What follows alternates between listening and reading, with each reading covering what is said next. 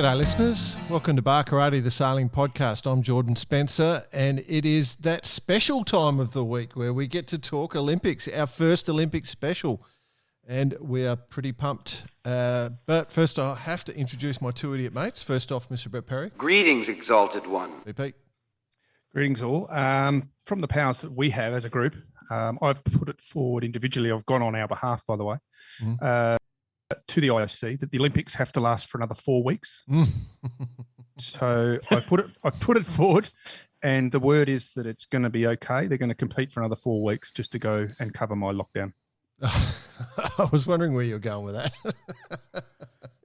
Good one. I'm in lockdown for another 4 weeks, and it's been great the last 5 days. It's kept me focused and happy. Yep. So it looks like we're going to have an extended Olympic Games. Thank you. Sounds wise.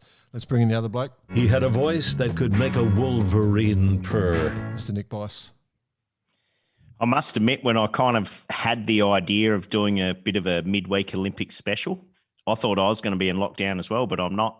And ordinarily it would be down the pub now, but not to be. Not to be. And it is yachting. We're well into it, gents, with the sailing. Yep. In Enoshima. And Yep. it's certainly throwing it up there. Yeah. How good is the coverage? Should we talk about that? You like the coverage? I'm with you. Thumbs BP. up.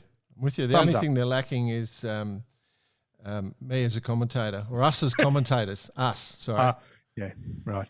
Yeah, no, you can keep the commentating. I'm just there for the smart ass comments. That's right. But it's what I do best. Not to disparage Jenny Tulloch. We're a massive fan of Jenny Tulloch, and she's doing a great job. She was on episode 15 of Bar Karate, just in case you want to go and find out who that is. But how cool's the onboard coverage? Just Unbelievable. The iPhones. I know. Yeah. And Created you can their hear, own little network that all the iPhones are working off of, whether it's an iPhone or Huawei or whatever it is, just lecky tape to a boom or to the our Fairlead or whatever it is, but pretty cool. Yeah. Yeah, And there is a lot of people commenting in our little groups that we've got about how cool it is, how getting on board with the guys and girls is it's been the best that they've seen, and it's a step up for the Olympics. Anyway, we've been used to the the America's Cup and the Sail GP and that in the last 6 months or so, but this has been wonderful. Yeah, The I mean, audio let's as face well. it though, that the text building. I forget what the exact term is, the exact rule, but the text building such a rapid pace that if it just keep continuing like this, pretty cool.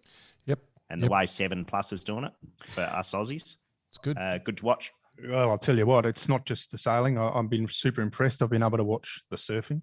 I've been able to watch some bit of kayaking. Yep. I've been able to watch a bit of Everything. other sports that I wouldn't normally watch. Like I turned the TV on today and basketball's on. Yeehaw. Just settle down, son. I'll Settle leave you down. two to it. You just see, Oh, it says Bicey, who's the only one playing in a basketball team out of the three of us. Mighty Seton Heat, by the way. All right, let's get into it a bit. Where should we go first? Interesting one. Well, obviously, we're going to be a little Aussie biased for those from other part of the world, but that's all right. Mara Stransky in the laser radial. Did you boys hear she trod on a sea urchin day one and was sailing the first day with spines in her foot? Spines in her foot. In her I can foot. tell you what, Went through the boot? And mate, have you heard of the Japanese sea urchin? No? Yeah, do not tread on a Japanese sea urchin. She's a tough unit, Mara. She's lucky she actually still has a leg. Yeah, that's To what tell I you the thought. honest truth. I was a bit worried for her, but yeah, she's... well, I have to say Well, that would be painful. Well, and that's before her first race. Yep, Ugh. It's a good intro, isn't it? Yep. Into Olympic sailing. yep. Poor thing. We'll have a crack at this. Poor thing. From an Australian perspective, she's sort of she's probably finishing 18, 19, 20 sort of range, which suggests she's just missing a little bit of speed. You know, when from a coaching perspective, you look at that and you think, there's a bit of a speed issue there because it's consistently the same number. So I'm not sure what it is. I'm too far. Which is interesting, that being consistent where the rest of the fleet isn't really that consistent. Yeah. Just based on the different different weather that they're saying. Quite light the first couple of days because they were one of the first off, and now starting to get a bit more breeze. The interesting thing, in episode 24, we chatted to Anne-Marie Rindom, the Danish sailor, and she now, with the volatility in the race scorecard, has come up and she's looking pretty nice at the moment. Her overall results leading the way for the women's laser radial. The one that was interesting, though, at the start of the regatta was Lynn Hust from Norway. If you remember, we had Anders Petersen on Ep117, and he suggested to watch out for her. The usual superstars like Marit Baumeister's up into third now, but Anne-Marie and Josephine Olsen from Sweden. So the northern Europeans and, Denmark, Sweden, Netherlands, Norway, Finland, and then Belgium, the country that doesn't exist, before we get to the Greeks. So it's Northern Europe on fire at the moment. I wonder if we get another day of strong winds, whether that'll change. Any thoughts? Yeah. So I think, the initial the breeze was in the north or northeast on the first few days, and now they're back to the regular southerlies that they'd been training in pre-regatta. Now that typhoon stuff's kind of moved through. So, it'd be interesting to see what the consistency looks like from here with 4 races to go for both the radials and the standard rig. In talking about consistency, when you look at the Ilklas. Oh, the Ilklas. What did we decide, laser or Ilka? It's Ilka's, isn't it? I don't know. Yeah, mate, I was at IKEA the other day and I was going to buy myself an Ilka. Is that the blonde one in the corner? Ilka from Sweden. But in Anne-Marie Rindam's case, if you look at her results, she's actually been quite consistent. There's been her drop, obviously, is not, but she's, out of all of the fleet, she deserves to be where she is. She's sailing a great regatta. Yeah. 12 points clear. Awesome chick as well. Great fun to chat to. It's a good episode if you haven't listened to it. She's a great lass. So yes, and we're very much behind her. Obviously, we're behind the Australians and Mara, but I'm very much behind Mara. Just we're close to the family. So good on Anne-Marie. She's as BP, as you just said, really nice scorecard to be carrying into the later stages of the regatta. They had a day off today. It's a coach's scorecard. That's exactly what it is, mate. That's exactly. Well, let's talk about that. We'll take that onto the laser men's, roll into the laser men's and have a look at the scorecards there.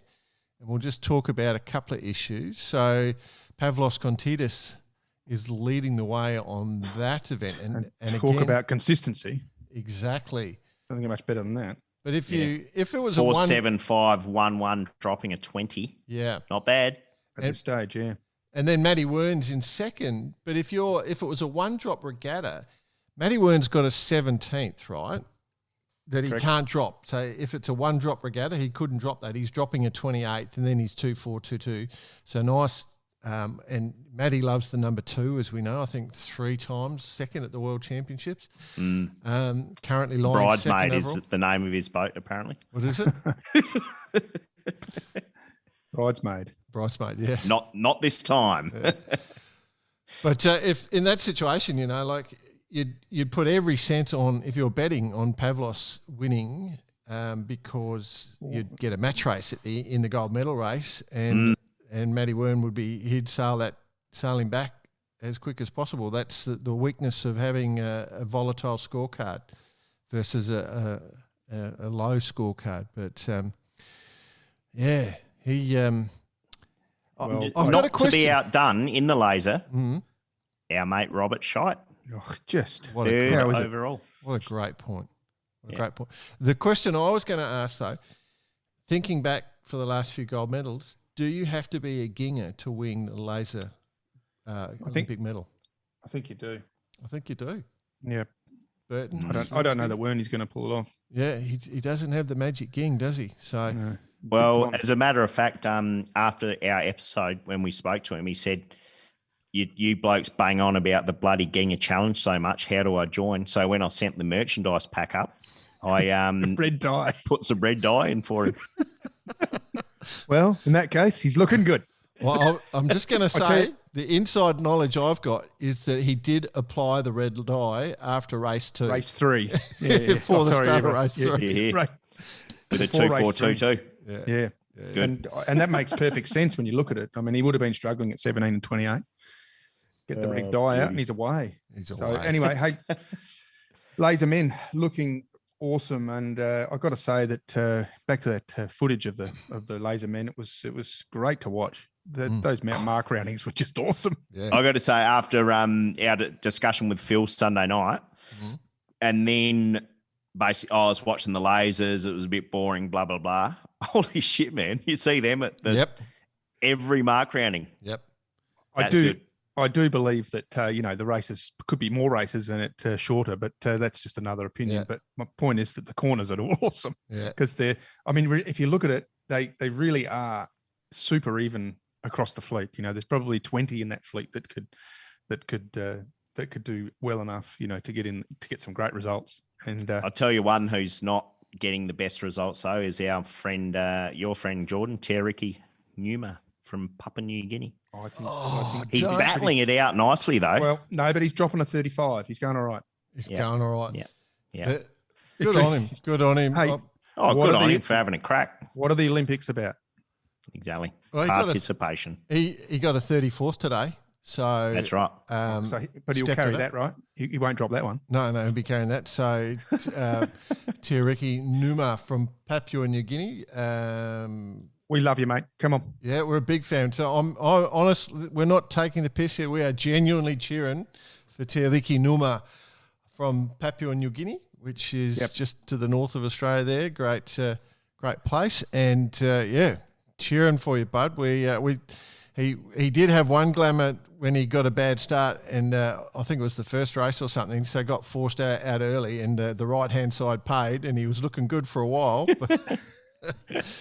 Oh, dear. We know what the Olympics are all about, and we love these stories. In fact, for all of those guys that are, out there having a crack, we support you 100%, and we're proud of you all. I will say the first yacht club I ever went into as a wee tacker was the Port Moresby Yacht Club. Oh, we would have hung out with Tariki's father, probably. I'd say so. Probably a bit old. Yeah, I might have been. Grandfather. Grandfather. It was a long time Anyway, ago. enough about the lasers. All right, where to next, BP? You're in charge? Go BP. Well, why don't we go to the?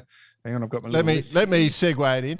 We also bagged in our last episode the 470s. Well, we didn't. Rob, Phil did. So let's talk 470s then. How's that for a segue for you? Oh well, okay. Yeah, good. I've got to say, I had They look great. Our other host over here today doing a bit of business with one Harry Fisher, and we watched the 470 race, and they do look bloody good. Yeah, absolutely, they look great. It was Bloody good. Great boat through the water. Yeah. Upwind, they look fantastic.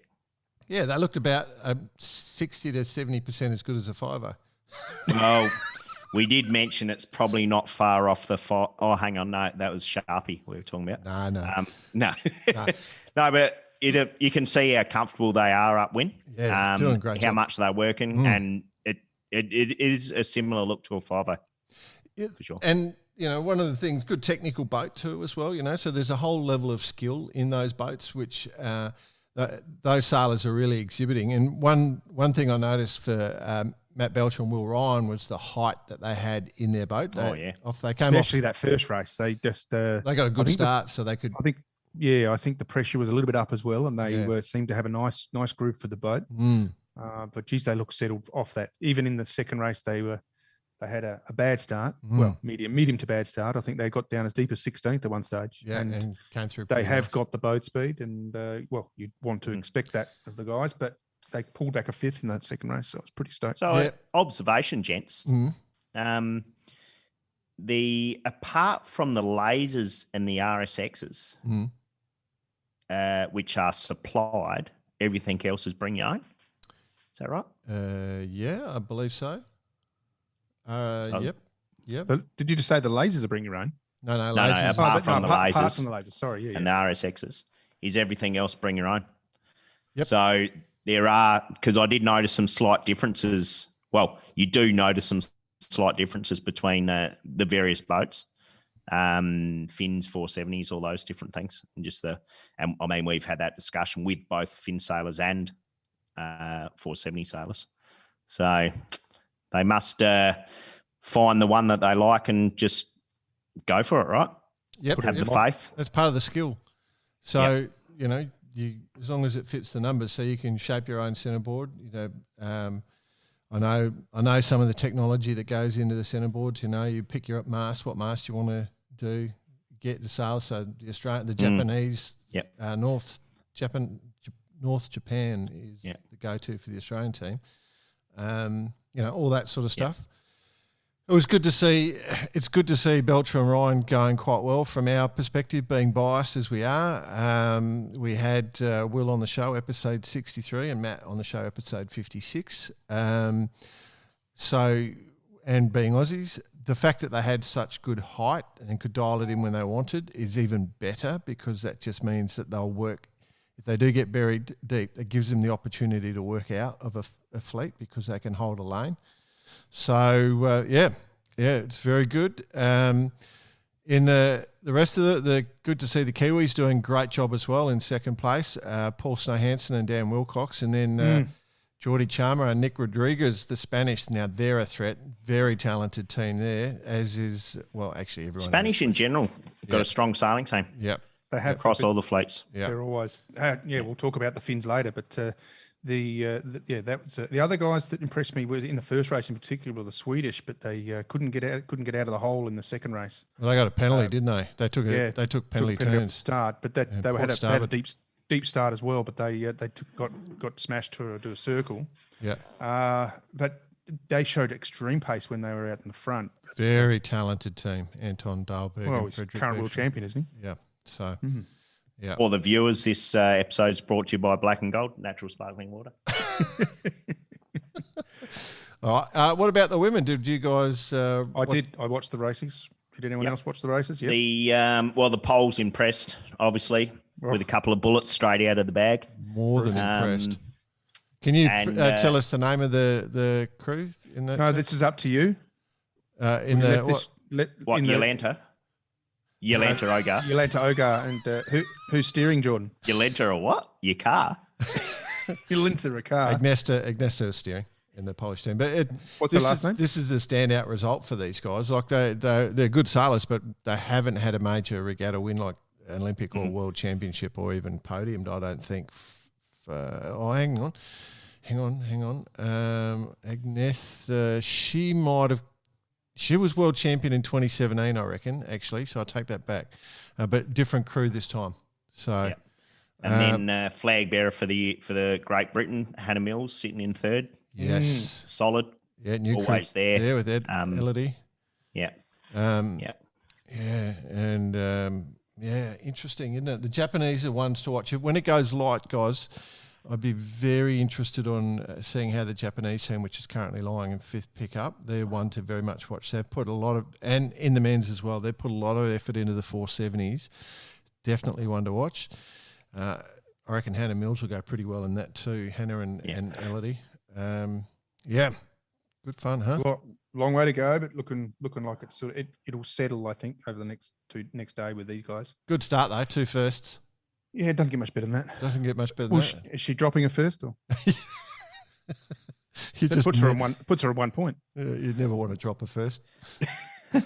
Our girls, Nia and Monique, well, they had a great first race. They showed extreme speed upwind. They managed to get themselves into third and hit the mark on the top mark the first time. Massive tide running out there. Did a spin and then ended up back in 6th or 7th or maybe even 8th, and then got back up to third to the top mark for the second time. Yep.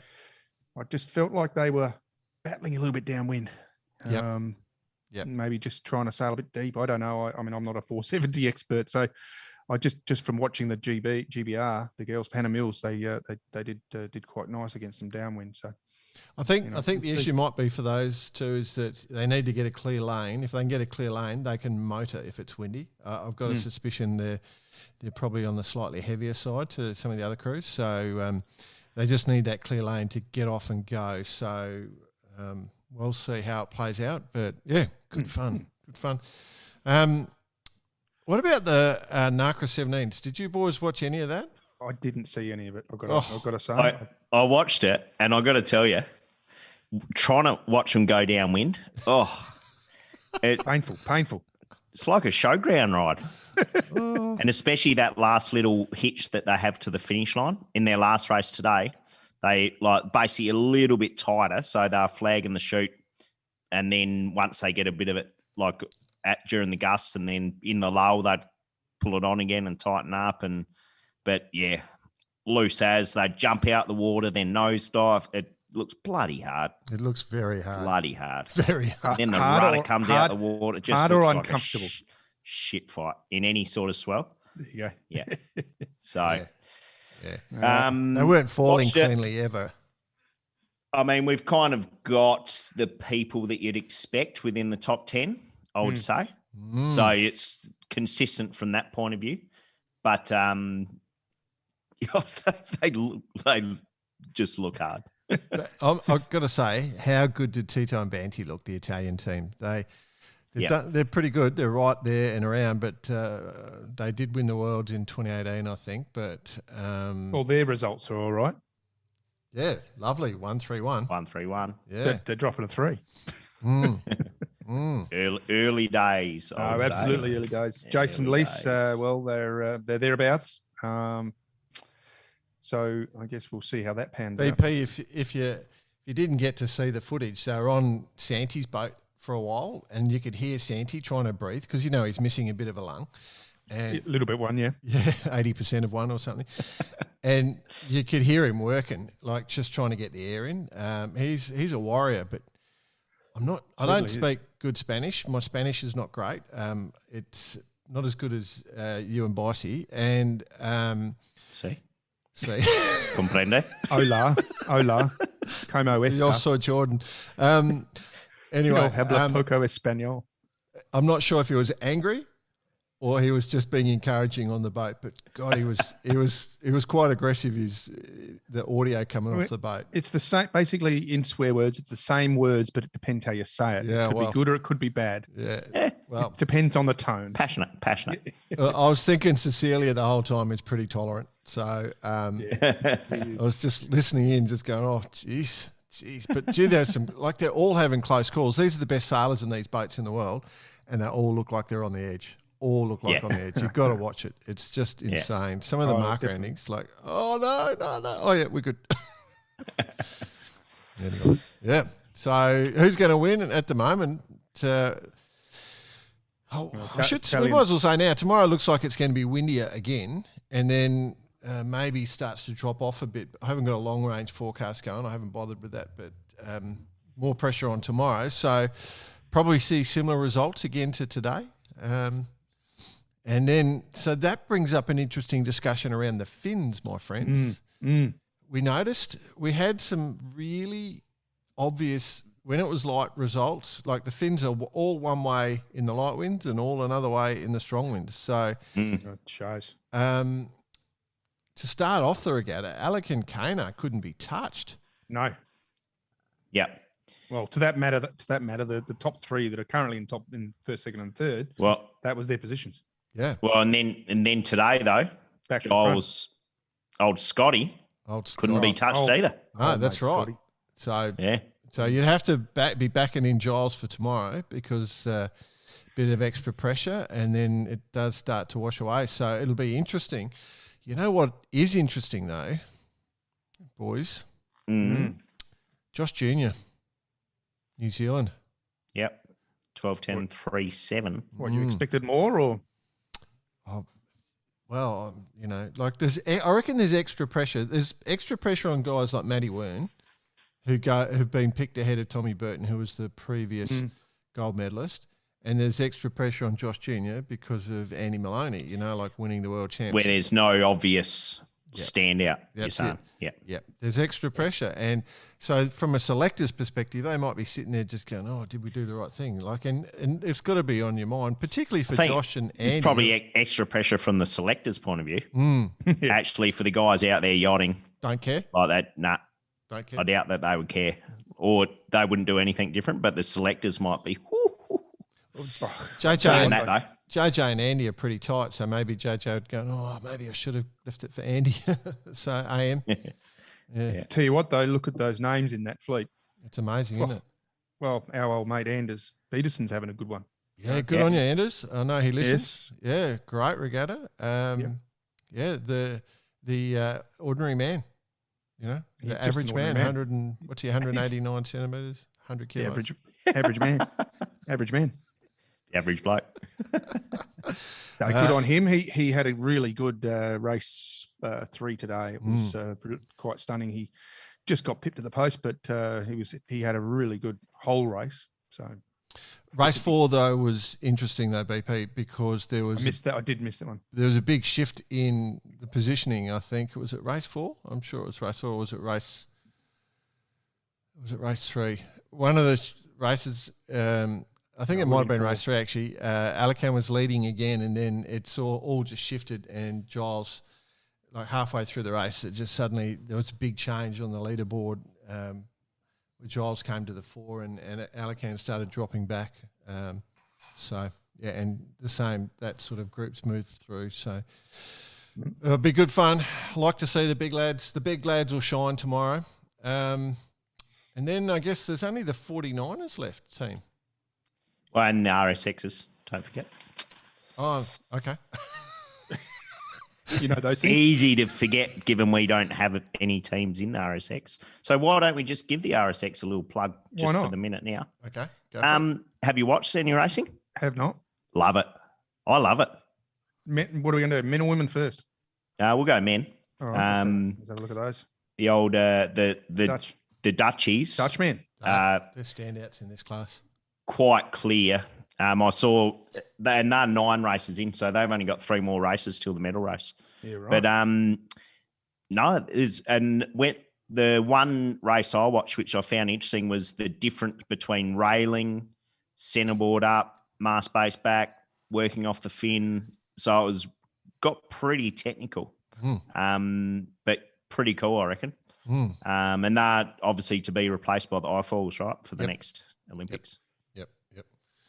But liked them, and they're not the most represented, but they've still got 25 countries there, which is a lot more than the 470s, the Finns, and a few others. So yeah, easy access. Yeah, but speak about having to be fit. Whew, Yep. Ridiculous. as a board sailor. Light, Definitely. lean, and fit. Yeah. Yes. Cheerio goes out to our mate Nata Fong Fona Farafit Oh, in the back there having a crack. He's out there old Natty. pumping around. We'll just call him Natty for short, eh? Good old Nat. Yeah. Oh, it's good to see. So the Dutchies and the Italians he's probably in second best, like as far as like getting away from the rest of them. And then in the women, in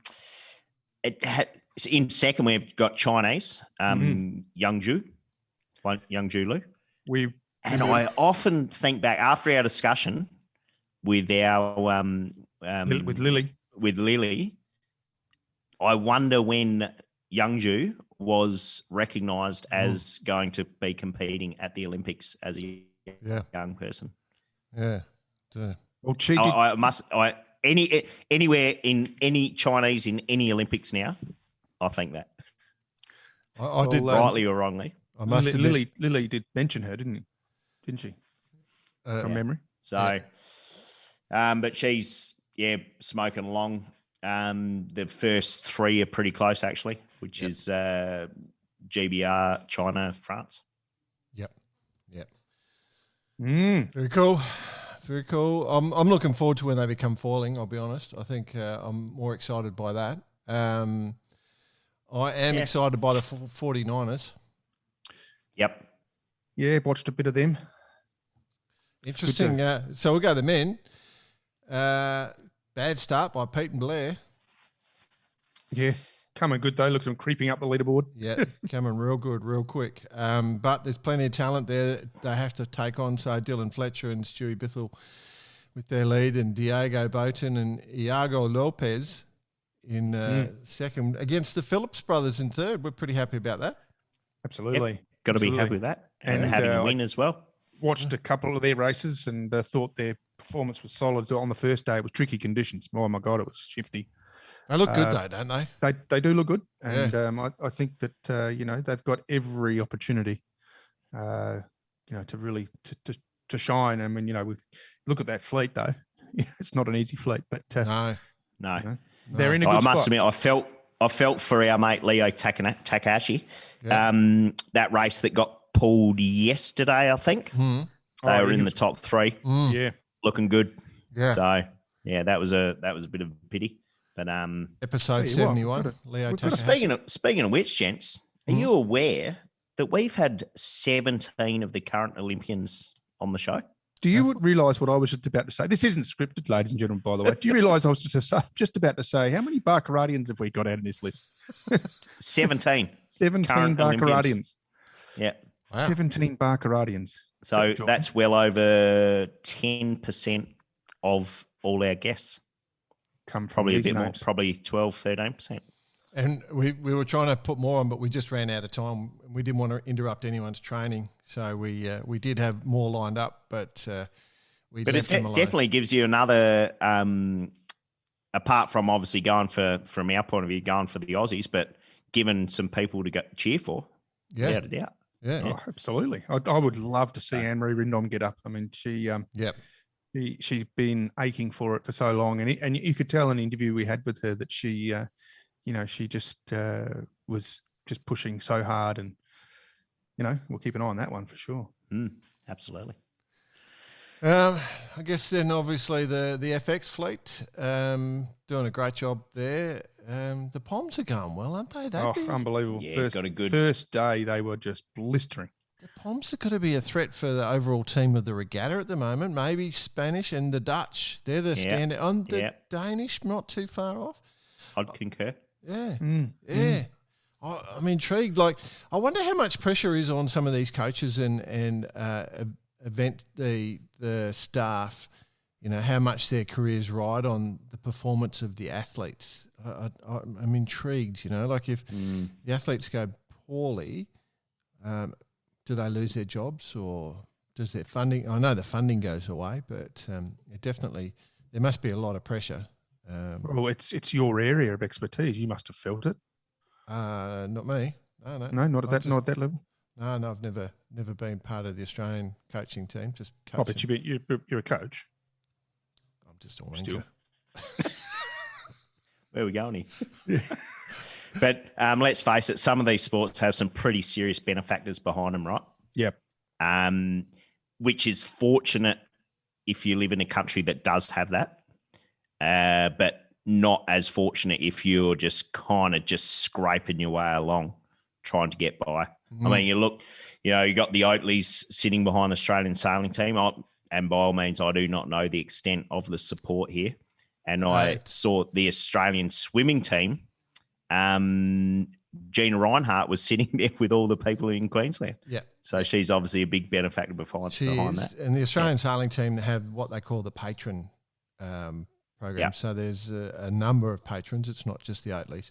A number of patrons. One of our guests is one of the patrons we've had on the show. I won't name him unless he wants Alistair to. Or No. Anyway, I won't talk about anybody's financial position, but anyway, so that benefits them, and that's where the funding comes from, and the IOC is where is where the rest of the funding comes from, because sure, it gets the distribution out from that. For in the FX class, it's a little bit the same as you'd expect with Charlotte Dobson and Saskia Tidy sort of coming through to lead at the moment, from Annemiek Beckering and Annette Jutz, and then Tamara Shigoyan and Paula Barkelo.